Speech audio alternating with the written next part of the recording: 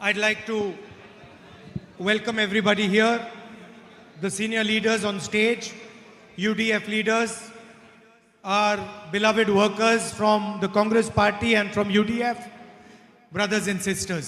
ഈ വേദിയിലുള്ള ഏറ്റവും മുതിർന്ന UDFന്റെ നേതാക്കന്മാരെ, ഇവിടുത്തെ ഏറ്റവും പ്രധാനപ്പെട്ട UDFന്റെ വർക്കർമാരെ, സുഹൃത്തുക്കളെ, നിങ്ങളെ എല്ലാവരെയും ഞാൻ ഈ വേദിയിലേക്ക് സ്വാഗതം ചെയ്യുകയാണ്.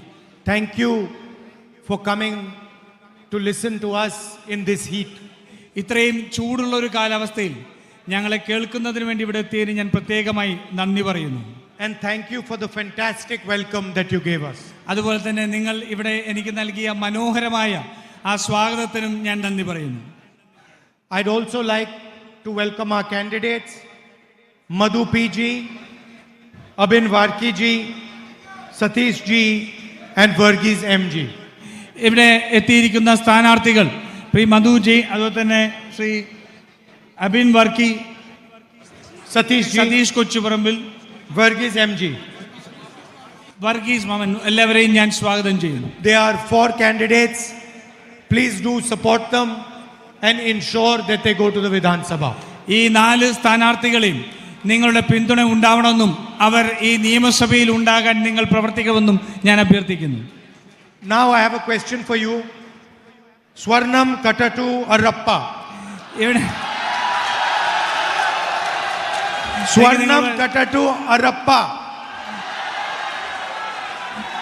എനിക്ക് നിങ്ങളോട് ചോദിക്കാൻ, സ്വർണം കട്ടത് ആരപ്പ?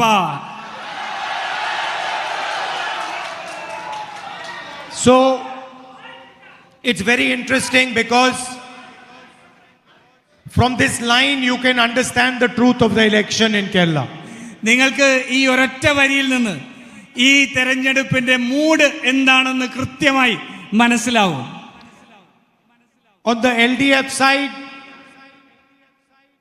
they literally stole the gold from Ayyappa's temple and replaced it with brass.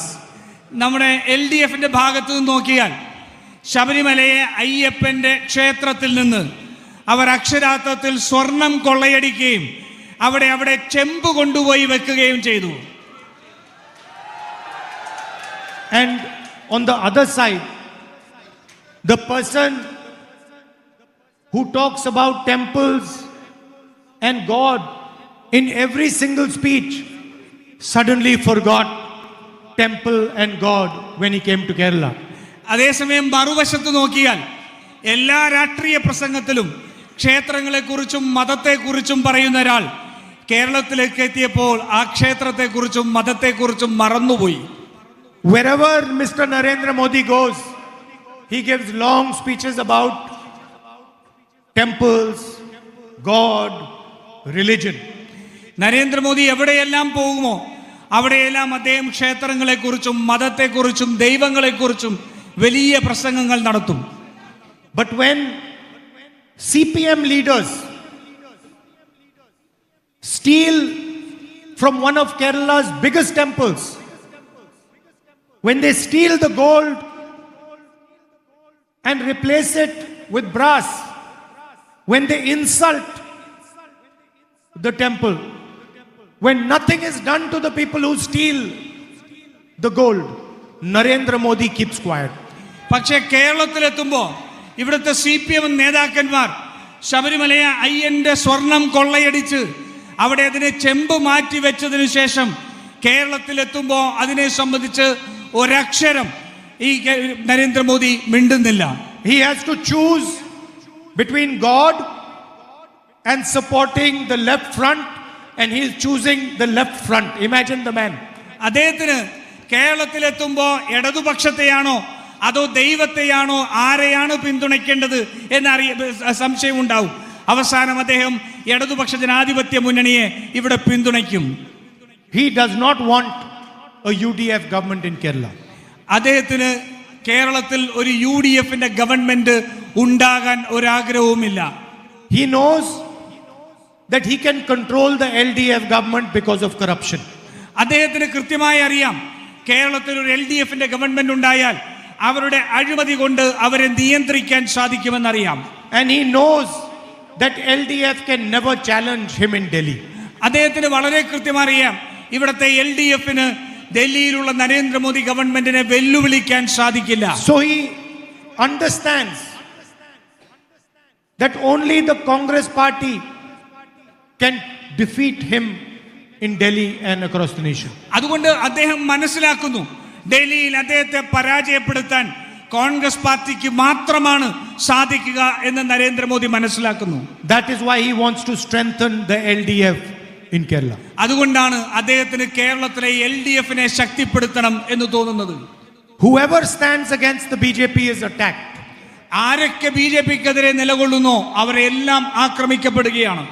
I've got 36 cases. I'm out on bail. I've been interrogated for 55 hours non-stop. എനിക്കെതിരെ 36 കേസുകൾ ഉണ്ടായിട്ടുണ്ട്. ഞാനിപ്പോൾ ജാമ്യത്തിലാണ് നിൽക്കുന്നത്. എന്നെ 55 മണിക്കൂർ നിരന്തരമായി ചോദ്യം ചെയ്തിട്ടുണ്ട്. There are no interrogations of your chief minister taking place. പക്ഷേ കേരളത്തിലെ മുഖ്യമന്ത്രിക്കെതിരെ ഒരു ചോദ്യം ചെയ്യലും നടക്കുന്നില്ല. There are no interrogations of his family members taking place. കേരളത്തിലെ മുഖ്യമന്ത്രിയുടെ കുടുംബാംഗങ്ങൾക്കെതിരെ ഒരു ചോദ്യം ചെയ്യലും നടക്കുന്നില്ല. There is no pressure or attack on the chief minister of Kerala. കേരളത്തിലെ മുഖ്യമന്ത്രിക്കെതിരെ ഒരു ആക്രമണമോ ഒരു സമ്മർദ്ദം പോലും ഉണ്ടാവുന്നില്ല. Because both the LDF and the BJP are in partnership. കാരണം LDFും BJPയും ഒരേപോലെ ഒരു കൂട്ടുകെട്ടിലാണ് ഇന്ന് നിൽക്കുന്നത്. We have an ideological war with the RSS and the BJP. നമുക്ക് RSSും BJPയുമായി ഒരു ആശയപരമായ ഒരു പോരാട്ടം, ഒരു യുദ്ധം തന്നെയാണ് നമ്മൾ നടത്തുന്നത്. You ask the RSS people, you ask the BJP people who fights them and they will give you the answer. നിങ്ങൾ ഒരു RSS പ്രവർത്തകനോ അല്ലെങ്കിൽ ഒരു BJPയുടെ പ്രവർത്തകനോട് നിങ്ങൾ ചോദിക്കുക, ആരാണ് നിങ്ങൾക്കെതിരെ പോരാടുന്നത് എന്ന് ചോദിച്ചാൽ അത് UDF ആണ് എന്നവർ പറയും. So on one side in this election there is the LDF which is being helped by the hidden hand of the BJP. അതുകൊണ്ട് ഒരു വശത്ത് BJP സഹായിക്കുന്ന ഒരു LDF എന്നുള്ളൊരു മുന്നണി ഒരു വശത്ത് ഈ പോരാട്ടത്തിലുണ്ട്. And on the other side there is the UDF. മറുവശത്ത് UDF ആണ് ഉള്ളത്. That is basically what is going on in the election. അതാണ് ഈ കേരളത്തിലെ തെരഞ്ഞെടുപ്പിൽ അടിസ്ഥാനപരമായി സംഭവിച്ചുകൊണ്ടിരിക്കുന്നത്. You are aware that Mr. Narendra Modi is a compromised prime minister. നിങ്ങൾക്കറിയാം ഈ രാജ്യത്തെ നരേന്ദ്രമോദി എന്ന് പറയുന്ന പ്രധാനമന്ത്രി ഒരു കീഴടങ്ങിയ ഒരു പ്രൈം മിനിസ്റ്ററാണ്.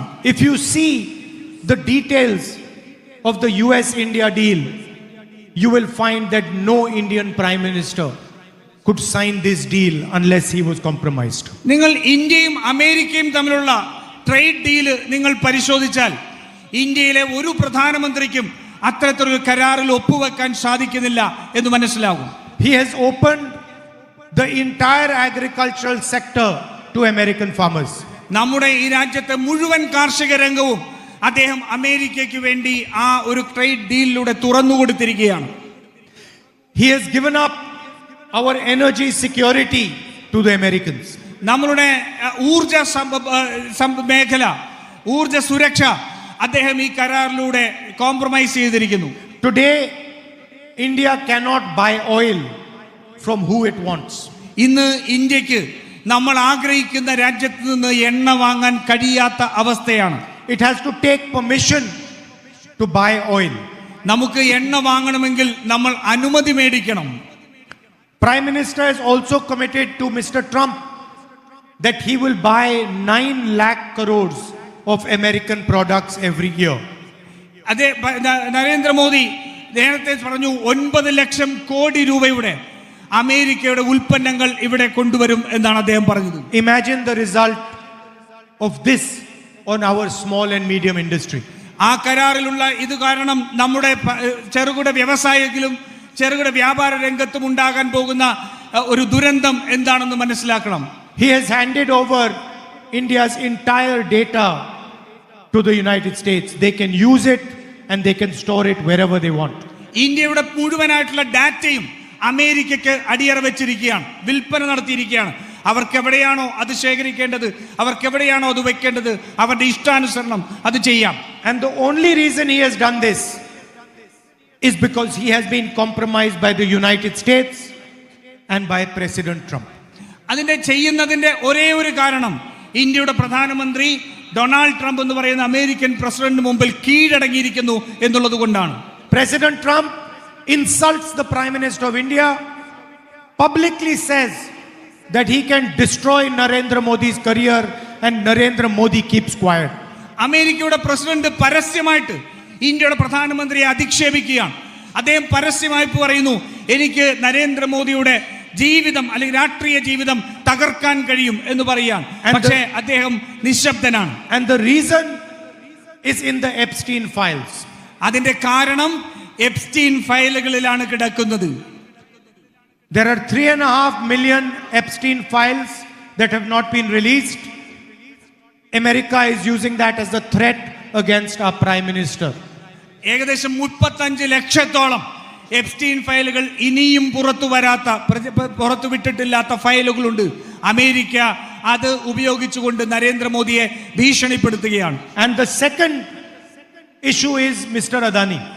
രണ്ടാമത്തെ ഒരു ഘടകം എന്ന് പറയുന്നത് അദാനിയാണ്.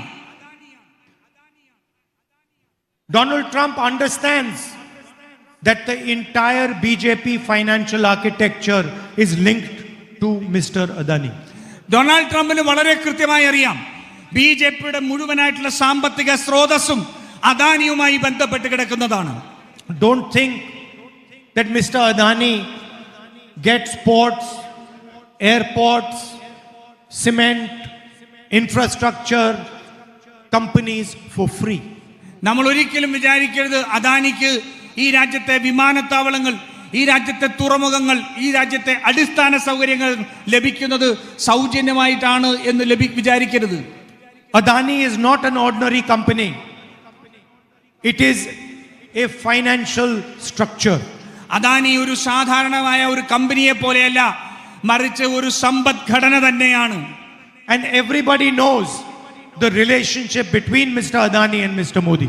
നമുക്കെല്ലാവർക്കും അറിയാം ഈ അദാനിയും നരേന്ദ്രമോദിയും തമ്മിലുള്ള ബന്ധം എത്രത്തോളമുണ്ട് എന്നുള്ളത്. And that is why Donald Trump has placed a criminal case on Mr. Adani in America. അതുകൊണ്ടാണ് അമേരിക്കയിൽ അദാനിക്കെതിരെ ഡൊണാൾഡ് ട്രംപിന്റെ സർക്കാർ ഒരു ക്രിമിനൽ കേസ് ഇന്ന് നിലവിലുണ്ട്. And the case is not targeted at Adani. It is targeted at BJP's financial system and Narendra Modi.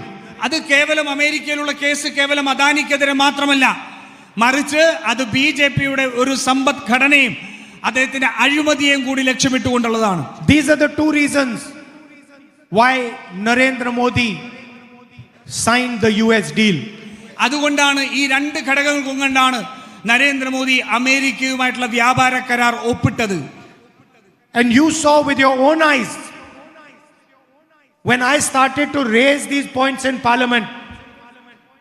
First they did not allow me to speak, and then Narendra Modi ran away from Parliament.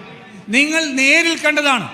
ഞാൻ ഈ വിഷയങ്ങൾ ഇന്ത്യയുടെ പാർലമെന്റിൽ ഉയർത്തിയപ്പോൾ ആദ്യം അവർ എന്നെ സംസാരിക്കാൻ അനുവദിച്ചില്ല.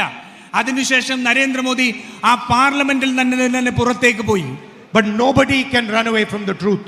പക്ഷേ ഒരിക്കലും ആർക്കും സത്യത്തിൽ നിന്ന് ഓടിയൊളിക്കാൻ കഴിയില്ല.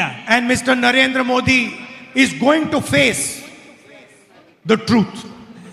നരേന്ദ്രമോദി ആ സത്യത്തെ അഭിമുഖീകരിക്കുക തന്നെ ചെയ്യും. You will see that the truth of Narendra Modi is going to come out. അതുകൊണ്ട് നിങ്ങൾ കാണാൻ പോവുകയാണ് നരേന്ദ്രമോദിക്കെതിരായിട്ട് നിലനിൽക്കുന്ന സത്യങ്ങൾ പുറത്തേക്ക് വരുന്നത് നിങ്ങൾ കാണാൻ പോവുകയാണ്. It is only a question of time.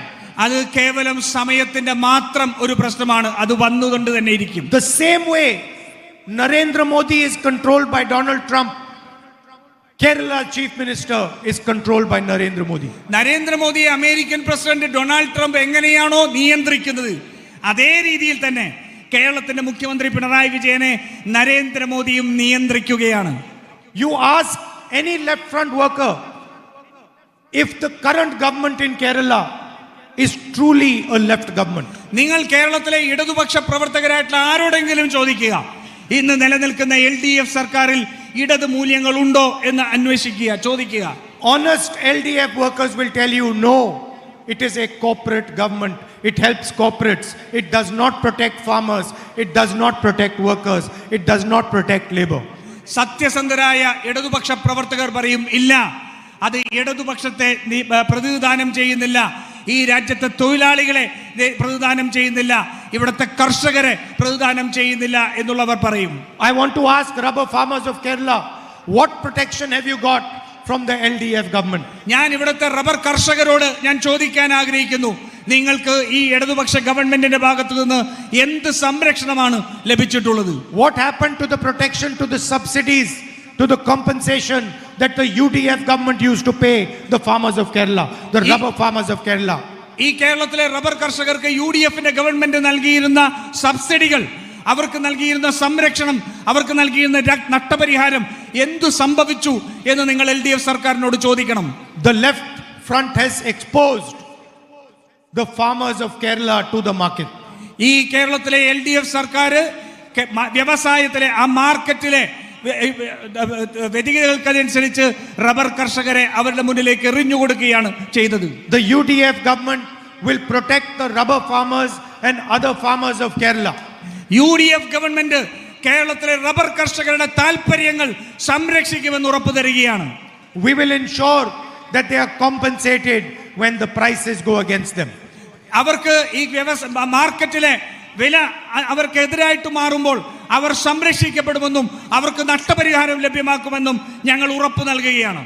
And we are not just going to protect the farmers of Kerala, we are going to protect the people of Kerala. നമ്മൾ കർഷകരെ മാത്രമല്ല, ഈ കേരളത്തിലെ മുഴുവൻ ജനങ്ങളെയും സംരക്ഷിക്കുന്നതിന് വേണ്ടിയിട്ടുള്ള പരിപാടികളാണ് മുന്നോട്ട് വയ്ക്കുന്നത്. I see many women in the crowd here today. ഞാൻ ഇവിടെ ഒട്ടേറെ സ്ത്രീകളെ ഈ ഗ്രൗണ്ടിൽ കാണുന്നുണ്ട്. You are the backbone of this state. നിങ്ങളാണ് ഈ സംസ്ഥാനത്തിന്റെ നട്ടെല്ല്. Yeah. And I'll tell you, we need more women in leadership in Kerala. ഞങ്ങൾക്ക് ഈ നേതൃത്വത്തിൽ കൂടുതലായിട്ടുള്ള സ്ത്രീകൾ കടന്നു വരണം എന്ന് ഞങ്ങൾക്ക് ആഗ്രഹമുണ്ട്. So for you, we are going to ensure that you travel for free in Kerala state government buses across the state. അതുകൊണ്ട് ഞങ്ങൾ ഉറപ്പ് നൽകുന്നു, കേരളത്തിലെ സ്ത്രീകൾക്ക് KSRTC ബസ്സുകളിൽ സൗജന്യമായ യാത്ര ഉണ്ടാകുമെന്ന് ഞങ്ങൾ ഉറപ്പ് നൽകുന്നു. So that women have mobility, so that young women can go to college, university, so that our nurses can go easily to hospital, that women can go shopping easily, that women can do whatever they like to do and travel across the state. അതുകൊണ്ട് കേരളത്തിലെ സ്ത്രീകൾക്ക് സ്വതന്ത്രമായി സഞ്ചരിക്കാൻ, അവർക്ക് തൊഴിൽ തേടി പോകാൻ, നമ്മുടെ നഴ്സുമാർക്ക് ജോലിക്ക് പോകാൻ, നമ്മുടെ കടകളിൽ പ്രവർത്തിക്കുന്നവർക്ക് ജോലിക്ക് പോകാൻ, എല്ലാം സ്വതന്ത്രമായി സഞ്ചരിക്കാൻ കഴിയുന്ന സാഹചര്യം കേരളത്തിൽ സ്ത്രീകൾക്കുണ്ടാക്കാൻ നമ്മൾ ആഗ്രഹിക്കുന്നു. We are also going to give 1,000 rupees per month for college going girls. അതുപോലെ തന്നെ കോളേജിൽ പോകുന്ന വിദ്യാർത്ഥിനികൾ, അവർക്ക് നമ്മൾ ഒരു മാസം 1000 രൂപ അവർക്ക് നൽകുന്നതിന് വേണ്ടി നമ്മൾ ഉറപ്പ് നൽകുകയാണ്. For senior citizens, we are going to increase welfare pension to 3,000 rupees. നമ്മുടെ ഇവിടുത്തെ മുതിർന്ന പൗരന്മാരുണ്ട്, അവർക്ക് ഇന്ന് ലഭിക്കുന്ന സാമൂഹ്യ സുരക്ഷാ പെൻഷൻ, ആ പെൻഷൻ 3000 രൂപയായി ഉയർത്തുമെന്ന് ഞങ്ങൾ ഉറപ്പ് നൽകുകയാണ്. And possibly the most powerful thing that we are doing, which is the Omen Chandy health insurance scheme, where every family is going to get 25 lakh rupees health insurance. നമ്മൾ ചെയ്യാൻ പറ്റുന്ന ഏറ്റവും ശക്തമായ നടപടി ഈ ഉമ്മൻചാണ്ടി ചികിത്സാ ഇൻഷുറൻസിലൂടെ കേരളത്തിലെ എല്ലാ കുടുംബങ്ങൾക്കും 25 ലക്ഷം രൂപയുടെ ആരോഗ്യ പരിരക്ഷ നമ്മൾ ഉറപ്പു നൽകുകയാണ്. The left front has destroyed the healthcare system of Kerala. കേരളത്തിലെ ആരോഗ്യ രംഗത്തെ LDF തകർത്തെറിയുകയാണ് ചെയ്തത്. We are going to revitalize it and restructure it, reinvigorate it. നമ്മൾ അതിനെ പുനരുജ്ജീവിപ്പിക്കാനും പുനഃസംഘടിപ്പിക്കാനുമാണ് നമ്മൾ ശ്രമിക്കുന്നത്. We are going to support the healthcare system. We are going to add thousands and thousands of doctors and nurses to our healthcare system in Kerala. നമ്മൾ ഈ കേരളത്തിലെ ആരോഗ്യ രംഗത്തെ ശാക്തീകരിക്കുകയും ആയിരക്കണക്കിന് ഡോക്ടർമാരെയും അതുപോലെ തന്നെ ജീവനക്കാരെയും ആ ആരോഗ്യ രംഗത്തേക്ക് നമ്മൾ പുതുതായി നിയമിക്കാനും ആണ് നമ്മൾ ഉദ്ദേശിക്കുന്നത്. For small businesses, for young entrepreneurs, we are going to give interest-free loan of 5 lakh rupees to start a business നമ്മുടെ or support a business. നമ്മുടെ യുവജനങ്ങൾക്ക്, യുവ സംരംഭകർക്ക് പുതിയ സംരംഭങ്ങൾ തുടങ്ങുന്നതിന് വേണ്ടി അവർക്ക് 5 ലക്ഷം രൂപ പലിശരഹിത വായ്പ നൽകുമെന്ന് നമ്മൾ ഉറപ്പു നൽകുന്നു. So that young people in Kerala can start their businesses, can fulfill their dreams and make made in Kerala a possibility. അതുകൊണ്ട് നമ്മുടെ യുവാക്കൾക്ക് നമ്മുടെ കേരളത്തിൽ അവരുടെ സ്വപ്നങ്ങൾ സാക്ഷാത്കരിക്കാൻ, അവർക്ക് പുതിയ സംരംഭങ്ങൾ ഉണ്ടാക്കാൻ, നമ്മുടെ മെയ്ക്ക് ഇൻ കേരളയായി നമ്മുടെ വ്യവസായത്തെ മാറ്റാൻ അതുകൊണ്ട് സാധിക്കും. And as we have committed, we are going to start a new ministry for senior citizens. അതുപോലെ തന്നെ നമ്മുടെ മുതിർന്ന പൗരന്മാർക്ക് അവരുടെ സംരക്ഷണത്തിന് വേണ്ടി പുതുതായി ഒരു വകുപ്പ് തന്നെ രൂപീകരിക്കുമെന്ന് നമ്മൾ ഉറപ്പു നൽകുകയാണ്. The most important thing there is to learn from the people of Kerala. The most important thing to learn from the people of Kerala is the way they treat each other. നമ്മൾ കേരളത്തിൽ നിന്ന് പഠിക്കാൻ കഴിയുന്ന ഏറ്റവും പ്രധാനപ്പെട്ട ഒന്ന്, പരസ്പരം നമ്മൾ അവരെ എങ്ങനെയാണ് ബഹുമാനിക്കുന്നത്, എങ്ങനെയാണ് അവരുമായി പെരുമാറുന്നത് എന്നുള്ളതാണ്. And the way they treat the environment around them. അതുപോലെ തന്നെ നമ്മുടെ പരിസ്ഥിതി, നമ്മുടെ ചുറ്റുപാടുകളെ നമ്മൾ എങ്ങനെയാണ് സംരക്ഷിക്കുന്നത് എന്നുള്ളത് കൂടിയാണ്. This is not something new. This is something that you have held for thousands of years. ഇത് പുതുതായ ഒന്നല്ല, മറിച്ച് ആയിരക്കണക്കിന് വർഷങ്ങളുടെ ഒരു പാരമ്പര്യം തന്നെയാണ് നമ്മളുടേത്. Narendra Modi ji and your chief minister think arrogance, anger, hatred are good qualities. നമ്മുടെ നരേന്ദ്രമോദിയും അതുപോലെ തന്നെ പിണറായി വിജയനും കരുതുന്നത് വിദ്വേഷവും ദേഷ്യവുമെല്ലാം നല്ല ഗുണങ്ങളാണ് എന്നാണ് കരുതുന്നത്. They think disrespecting people is good. അവർ വിചാരിക്കുന്നു മനുഷ്യരെ അപമാനിക്കുന്നത്, അവരോട് ബഹുമാനമില്ലാതെ പെരുമാറുന്നത് നല്ല ഗുണമാണ് എന്നവർ വിശ്വസിക്കുന്നു. They think attacking people who are weaker than you is good. നമ്മളെക്കാൾ ശക്തിയില്ലാത്ത ദുർബലരായ ജനങ്ങളെ ആക്രമിക്കുന്നത് നല്ല ഗുണമാണ് എന്നവർ ധരിക്കുന്നു. But that is not the spirit of Kerala. പക്ഷേ കേരളത്തിന്റെ ആത്മാവ് എന്ന് പറയുന്നത് അതല്ല. And I am saying this because you have taught me this. കാരണം ഞാനിത് പറയുന്നത് നിങ്ങളാണ് എന്നെ ഇത് പഠിപ്പിച്ചത്. You have taught me that humility is more powerful than arrogance. നിങ്ങളാണ് എന്നെ അഹങ്കാരത്തെക്കാൾ നല്ലത് വിനയമാണ് നല്ലത് എന്ന് പഠിപ്പിച്ചത്. You have taught me that love is more powerful than hatred. നിങ്ങളാണ് എന്നെ പഠിപ്പിച്ചത് വെറുപ്പിനേക്കാൾ വലിയ ശക്തി സ്നേഹത്തിനുണ്ട് എന്ന് പഠിപ്പിച്ചത്. You have taught me that kindness defeats nastiness every time. നിങ്ങളാണ് എന്നെ പഠിച്ചത് കരുണ അതില്ലാത്തത് അതിനെതിരായിട്ട് നിൽക്കുന്നതിനെ എല്ലാത്തിനെയും അതുകൊണ്ട് പരാജയപ്പെടുത്താൻ കഴിയുമെന്ന് പഠിപ്പിച്ചത്. And you carry this. It has come to you from your parents, from their parents, from their parents. It has come to Kerala from thousands of years ago. നിങ്ങൾക്കിത് ആയിരക്കണക്കിന് വർഷങ്ങളായിട്ട് തലമുറകളായി കൈമാറി കിട്ടിയിരിക്കുന്ന ഒന്നാണ് ഈ വികാരം. Respecting each other, respecting all religions, respecting people who don't agree with you. These are values that are deeply ingrained in the people of Kerala. നമ്മുടെ കേരളത്തിലെ സമൂഹത്തിൽ ഏറ്റവും കൂടുതൽ ആഴത്തിൽ പടർന്നിരിക്കുന്നതാണ് നമ്മൾക്കെതിരായിട്ട് നിൽക്കുന്നവരെ, പരസ്പരമായിട്ടുള്ളവരെ ബഹുമാനിക്കുക, നമ്മളിൽ നിന്ന് വ്യത്യസ്തമായ ആശയമുള്ളവരെ ബഹുമാനിക്കുക, നമ്മുടേതല്ലാത്ത മറ്റ് മതങ്ങളിലുള്ളവരെ ബഹുമാനിക്കുക എന്നുള്ളത്. When a young girl goes abroad, works in a hospital as a nurse, she carries these values with her. ഒരു നഴ്സ് കേരളത്തിൽ നിന്ന് പുറത്തുപോയി അവർ ഈ ആതുര രംഗത്ത്, അവർ ശുശ്രൂഷ രംഗത്ത് പ്രവർത്തിക്കുമ്പോൾ ഈ കേരളത്തിന്റെ ആത്മാവിനെയാണ് അവർ പ്രതിദാനം ചെയ്യുന്നത്. She carries humility, she carries kindness, she carries love with her. അവർ സ്നേഹം, കരുണ, അതുപോലെ തന്നെ വിനയം എല്ലാത്തിനെയും അവർ കേരളത്തിൽ നിന്ന് അവരുടെ പ്രതിദാനം ചെയ്യുന്നു. That is why Kerala nurses are respected. അതുകൊണ്ടാണ് കേരളത്തിലെ നഴ്സുകളെ ബഹുമാനിക്കപ്പെടുന്നത്. Anybody can become a skillful nurse. It's not difficult. ആർക്കാണെങ്കിലും ഒരു നഴ്സായിട്ട് മാറാൻ ഇവിടെ വലിയ ബുദ്ധിമുട്ടില്ല. But a nurse who is compassionate, a nurse who has true feeling for other people, a nurse who protects people, that is a completely different thing.